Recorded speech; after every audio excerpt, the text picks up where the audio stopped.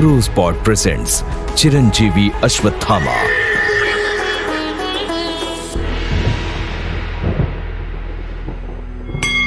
अश्वत्थामा बलिर्व्यासो हनुमानश्च विभीषणः कृपाचार्या च परशुरामं सप्ततातः चिरजीवः।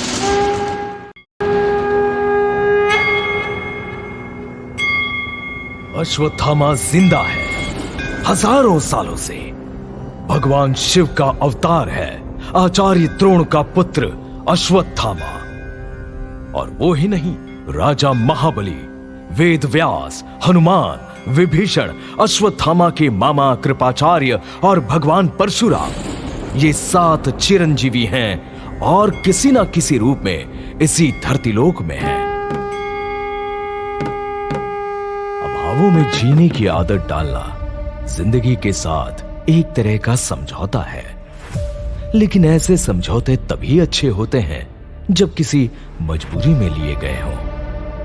अश्वत्थामा के पिता द्रोणाचार्य ने अभावों में जीने की आदत नहीं डाली, डाल भी नहीं सकते थे। उनका स्वभाव ही कुछ ऐसा था। उन्होंने लड़ने की ठानी और पूरी जिंदगी लड़ते रहे। अपने पिता के इन्हीं गुणों को पुत्र अश्वत्थामा ने अपनाया। अभी उसकी उम्र ही क्या थी, यही कुछ 15-16 साल। पिता द्रोणाचार्य पांचाल के राजा द्रुपद के दरबार से बेइज्जत होकर जब अपनी पत्नी और बच्चे के पास लौटे तो उनके मन में आग सुलग रही थी। भूखे प्यासे लौटे थे। द्रुपद के यहां पानी तक नहीं पिया था और पीते भी कैसे, किसी ने पूछा ही नहीं। लेकिन बेटे अश्वत्थामा ने पूछा, दौड़कर लोटे में पानी ले आया। पिता ने लोटे की तरफ नहीं, बेटे की तरफ देखा। आंखें भर आई। हालांकि उन्होंने आंसुओं को छुपा लिया था, लेकिन अपने बेटे से कहां तक छुपाते। अश्वत्थामा ने पिता के दर्द को समझा और कहा, मुझे पता है आपको दूध नहीं मिला, इसलिए उदास है ना? अभी नहीं मिला, पर मिलेगा। दूध की कोई कमी नहीं होगी पुत्र। पर अब मुझे दूध चाहिए ही नहीं, मन ही नहीं होता। मन तो हो जाएगा, दूध भी होगा। केवल मित्र द्रुपद से मदद नहीं मिली, शिक्षा अवश्य मिली। ऐसी शिक्षा जिससे दूध देने वाली गायें मिलेंगी और उन गायों का दूध मेरा पुत्र पिएगा, पीकर शक्तिशाली बनेगा और बड़े बड़ों की छुट्टी कर देगा। मैं तो ऐसे ही शक्तिशाली हूँ, बिना दूध पिए कुश्ती में दूध पीने वालों को भी पछाड़ देता हूँ। ऐसा ताल ठोकता हूँ, ऐसा। छोटी उम्र के अश्वत्थामा ने जांघों पर ताल ठोकी और आचार्य द्रोण ने द्रुपद से गायें छीन लेने की ठानी। आचार्य को अपने बेटे पर भरोसा हुआ। उन्हें एक योद्धा दिखा जिसमें राजा द्रुपद से अपमान का बदला लेने की ताकत थी। मां कृपी बाप बेटे की बातें सुनकर डर गई।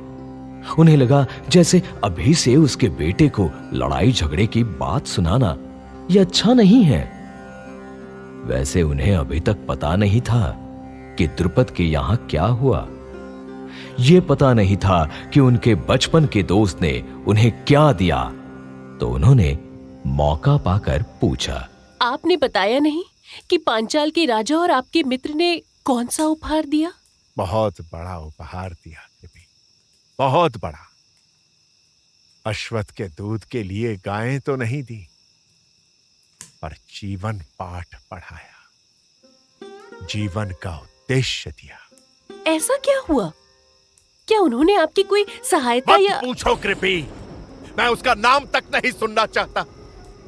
मेरे जीवन का कलंक है उसके साथ मेरी मित्रता, बहुत बड़ा कलंक है।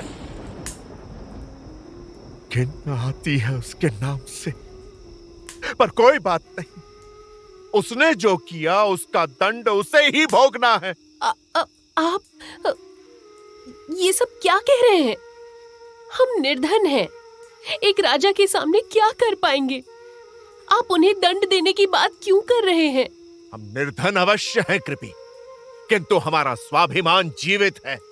अपने स्वाभिमान की रक्षा के लिए हम धनवान भी होंगे और उसे दंड भी देंगे, कठोर दंड देंगे। उसके अहंकार को अपने पैरों तले कुचल देंगे। अभी हमारा अश्वत्थामा छोटा है। यदि आप ये सब सोचेंगे तो वो क्या सोचेगा? उसे सोचने दो कृपी, उसकी सोच ही राजा द्रुपद का काल बनेगी। बदले की आग बहुत डरावनी होती है, विनाशकारी भी। अश्वत्थामा का नाम सुनते ही आचार्य द्रोण के मन की आग को हवा मिल गई। उन्होंने इतना तक सोच लिया कि वो अपने बेटे को इतना बड़ा योद्धा बनाएंगे जो द्रुपद के साथ उनकी पूरी सेना तक को धूल चटा सके। और इसके लिए उसी समय अश्वत्थामा और कृपी को साथ लिए निकल पड़े। कहां जाएंगे और क्या करेंगे इसका कुछ भी पता नहीं। गुस्से में कुछ नहीं सोचा, बस चल पड़े। अश्वत्थामा के लिए यह सब रोमांच था। वो मां और पिता से तेज चल रहा था। चलते चलते रात हो आई। सामने एक नदी थी। आगे जाना मुश्किल होने लगा तो तीनों नदी के किनारे ही रुक गए। खाने पीने का कुछ सामान कृपी साथ लेकर आई थी, पर किसी ने कुछ खाया नहीं। अश्वत्थामा ने भी नहीं। उसने अपने पिता से पूछा, यहाँ से उस राजा का महल कितना दूर है पिताजी? किस राजा का? वो जिससे हमें बदला लेना है। अभी नहीं पुत्र, पहले हमें अपनी शक्ति बढ़ानी है। तुम्हें योद्धा बनना है, संसार का सबसे बड़ा योद्धा। तो अभी कहाँ जा रहे हैं? ये तो पता नहीं, किंतु हम वहां चलेंगे जहां तुम्हें कोई कमी नहीं होगी। और बेटा तुम अस्त्र शस्त्र का अभ्यास कर सको। ऐसा कौन सा स्थान होगा? ये सारे सुख देगा कौन? आप बिना कुछ सोचे निकल आए। अश्वत्थामा के बारे में भी कुछ नहीं सोचा। सोचने का समय शेष नहीं है कभी, कुछ करने का समय है। और तुम चिंता ना करो, जो भी होगा शुभ ही होगा। और सुनो, हम जो भी कर रहे हैं या करेंगे सब अपने पुत्र के लिए ही तो कर रहे हैं। अश्वत्थ! क्या हुआ अश्वत्थ? क्या कर रहे हो? देख रहा था कि नदी में कितना जल है। हमें नदी पार करनी है ना? मैं तो डर गई कि अश्वत्थ कहीं नदी में तो नहीं कूद गया। मैं तो पत्थर फेंक रहा था माँ। अच्छा होगा कि हम नदी पार करके गांव में चलें। और फिर आचार्य द्रोण ने कृपी और अश्वत्थामा को नदी पार कराया। तीनों गांव में पहुंचे। गांव वालों ने तेजस्वी आचार्य जानकर खूब स्वागत सत्कार किया। खाने के लिए पकवान ले आए। द्रुपद के यहां से लौटने के बाद द्रोण ने पहली बार भरपेट भोजन किया। अश्वत्थामा ने अपनी पसंद का खाना खाया, लेकिन इसके बाद क्या? कृपी सोच में डूबी रहीं। उन्होंने अपने पति से कहा, यदि आप कहें तो हम हस्तिनापुर चल सकते हैं, मेरे भ्राता कृपाचार्य के पास। वो राज परिवार के गुरु हैं। महाराज शांतनु ने तो हमें पाला है। हमसे मिलकर वो प्रसन्न होंगे। ये तो ठीक है, पर मैं किसी के सामने दया का पात्र नहीं बन सकता। हम उनके लिए दया के पात्र नहीं होंगे। वो तो भ्राता हैं।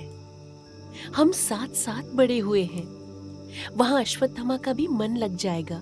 किंतु कब तक? वो कब तक हमारे अश्वत्थ का ध्यान रख पाएंगे? जब तक आप अपना प्रबंध न कर ले। आचार्य द्रोण स्वभाव के बड़े जिद्दी थे। कृपी के भाई के पास रुकने और उनसे मदद लेने से बार बार मना किया। इसी बीच अश्वत्थामा की नींद खुली और उसने मां का समर्थन किया। मुझे मामा से मिलना है पिताजी, आप चलिए ना। माँ ने कितने बार बताया उनके बारे में। यदि तुम्हारा मन है तो हम अवश्य चलेंगे पुत्र। और तुम्हें तो अस्त्र शस्त्रों का अभ्यास करना है। कैसे करोगे? वहाँ तो बहुत सारे राजकुमार हैं। उनके साथ मैं भी अभ्यास कर लूंगा। और आ तो है ही। और अश्वत्थामा के कहने भर से बात बन गई। आचार्य द्रोण हस्तिनापुर जाने के लिए तैयार हुए, लेकिन उनकी परेशानी ये थी कि वो बैठे नहीं रह सकते थे। उन्हें धन और शक्ति दोनों की जरूरत थी। तो आखिरकार उन्होंने तय किया कि जब तक वो अपनी जीविका की व्यवस्था नहीं कर लेंगे तब तक किसी से नहीं मिलेंगे। लेकिन आखिर कब तक छुपे रहेंगे आचार्य द्रोण? उनकी सारी सोच बस अश्वत्थामा पर टिकी थी। तो उन्होंने अपने अश्वत्थामा के लिए क्या किया? रोज़पॉट प्रेजेंट्स चिरंजीवी अश्वत्थामा।